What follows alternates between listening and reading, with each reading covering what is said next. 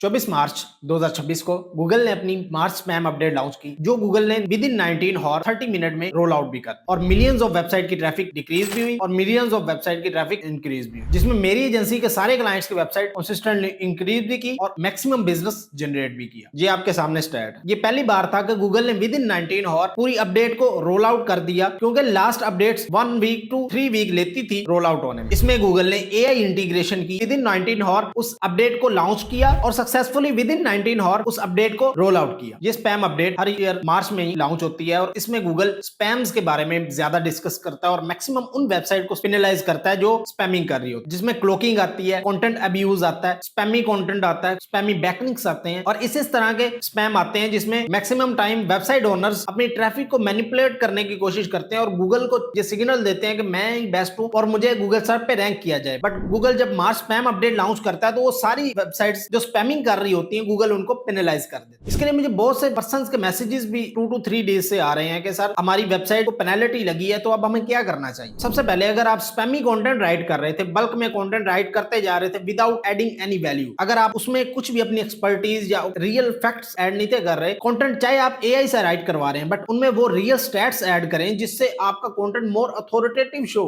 Government website, education website के external links add करें और रियल न्यूमेरिकल डाटा ऐड करें और उसको एक्सटर्नल लिंक दें उन वेबसाइट्स को, ताकि आपका वेबसाइट भी ऑथेंटिक शो, क्योंकि आपने ऑथेंटिक सोर्सेज से डाटा उठा के अपने कंटेंट में ऐड किया हो। इस पे थोड़ा सा आपका 2 to 3 और पर आर्टिकल पे लगेंगे, बट जो आप कंटेंट राइट करेंगे वो लॉन्ग टर्म के लिए रैंक भी करेगा और सस्टेन भी रहेगा। इससे आप स्पैमिंग से भी बच जाएंगे, आपकी वेबसाइट पेनलाइज से भी बच जाएगी और लॉन्ग टर्म के लिए आपकी सस्टेनेबिलिटी भी होगी। इसके अलावा बैकलिंक्स की स्पैमिंग बहुत ज्यादा होती है। आप डीएडीआर इंक्रीज करना चाह रहे होते हैं ताकि मेरी ट्रैफिक इंक्रीज हो, बट जिन वेबसाइट से आप हाई डीएडीआर वाले बैकलिंक लेते हैं उनकी खुद की ट्रैफिक जीरो होती है। आप क्या समझते हैं कि जिनकी खुद की ट्रैफिक जीरो होगी वो आपको क्या वैल्यू दे सकते हैं, वो आपकी ट्रैफिक को इंक्रीज कर सकते हैं या नहीं कर सकते। ये आपको लाजमी माइंड में रखना होगा। मेक श्योर करें कि जो भी आप बिजनेस लिस्टिंग, प्रोफाइल बैकलिंक या गेस्ट पोस्टिंग करें वो अपनी निच रेलिवेंट वेबसाइट पे करें, ताकि आपको अपनी डोमेन का पता हो और गूगल भी आपकी वेबसाइट की कैटेगरी को इजीली अंडरस्टैंड करके आपको उस कैटेगरी में रैंक करे। गूगल अब ये चाहता है कि आप उन कैटेगरी से बैकलिंक लें जिस कैटेगरी में आप खुद काम कर रहे हैं। जैसे कि अगर आपकी वेबसाइट लिमो सर्विस की है तो आप ट्रैवलिंग की कैटेगरी से बैकलिंक ले सकते हैं, बट अगर आपकी कैटेगरी लिमो सर्विस है तो आप टेक की कैटेगरी या हेल्थ की कैटेगरी पे बैकलिंक लेते हैं तो उसकी कुछ भी वैल्यू आपको नहीं मिलेगी। इसके अलावा जब भी आप अपने क्लाइंट की वेबसाइट पे या अपनी वेबसाइट पे एसईओ स्ट्रेटजी स्टार्ट करना चाहते हैं तो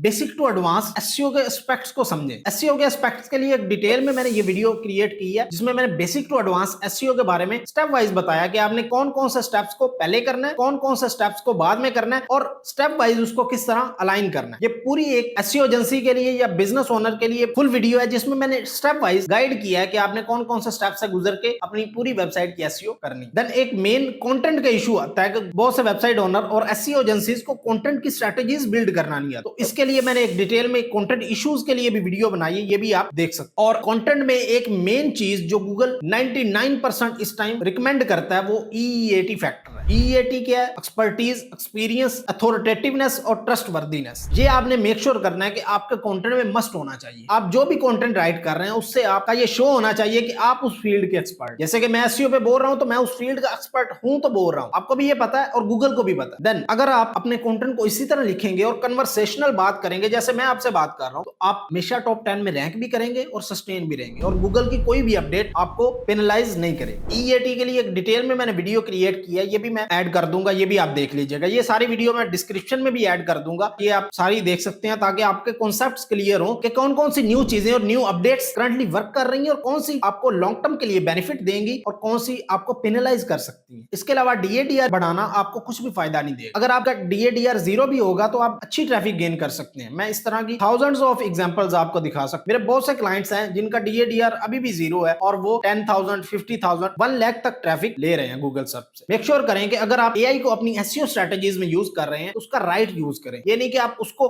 स्पैमिंग के तौर पे यूज करें और गूगल आपको पेनल्टी लगा दे। गूगल ने ये कहीं पे भी नहीं कहा कि वो एआई कंटेंट को पेनल्टी लगाएगा, बट गूगल ने ये कहा है कि अगर आप कुछ भी वैल्यू प्रोवाइड नहीं करेंगे अपने कंटेंट में तो गूगल आपको पेनल्टी लगाएगा। इसके अलावा एक मेन चीज जो आपको करंटली करनी चाहिए, इस टाइम सिमेंटिक एसईओ वर्क कर रही है, आपको करंटली एक एक एस्पेक्ट को, जैसे कि टेक्निकल एसईओ की बात करें तो टेक्निकल एसईओ के ऑल एस्पेक्ट्स को लेटेस्ट आइडियाज के मुताबिक, जैसे कि इन 2026 बेसिक्स कुछ चीजें इस तरह की भी चेंज हुई होंगी जो 2021 में या 2022 में वर्क कर रही होंगी, बट अभी वो वर्क नहीं कर रही होंगी और या कुछ अपडेट हो गई होंगी। आप मेक श्योर करें कि अपने नॉलेज को अपडेट करते रहें ताकि आप वो ओल्ड स्ट्रेटेजीज ना इंप्लीमेंट कर रहे हो जिनको गूगल अभी पेनल्टी लगाता है। अगर आपका नॉलेज अपडेटेड होगा तो आपकी रैंकिंग बहुत ज्यादा इंक्रीज हो सकती है आपके कंपेटिटर से। इसके अलावा आप अपने कंपेटिटर की वेबसाइट्स को भी एनालिसिस करें कि आपकी कैटेगरी के रिलेटेड आपके कंपेटिटर ने क्या काम किया। अगर आप अपने कंपेटिटर को एनालिसिस करेंगे और टॉप 10 के ऑल कंपेटिटर की सारी स्ट्रेटेजीज को अलाइन करके अपनी वेबसाइट पे इंप्लीमेंट करते हैं तो आपकी 10 गुना ट्रैफिक उनसे ज्यादा हो सकती है। क्यों? क्योंकि वो लास्ट 10 ईयर से या लास्ट 5 ईयर से उन चीजों को इंप्लीमेंट कर रहे हैं जो आप नहीं कर। कंपेटिटर एनालिसिस के लिए डिटेल में मैंने ये भी वीडियो क्रिएट करके रखी है, अगर आपने वो नहीं देखी आप फाइमबट्टी एसईओ यूट्यूब चैनल पे जाके ये भी देख सकते। इससे भी आपको इन डेप्थ आइडिया होगा कि आपने कंपेटिटर एनालिसिस कैसे करना। अगर आपको कंपेटिटर एनालिसिस ही आ गया तो आधी से ज्यादा एसईओ आप क्लियर हो गए, क्योंकि मैक्सिमम टाइम मैंने 90% एसईओज को देखा है कि वो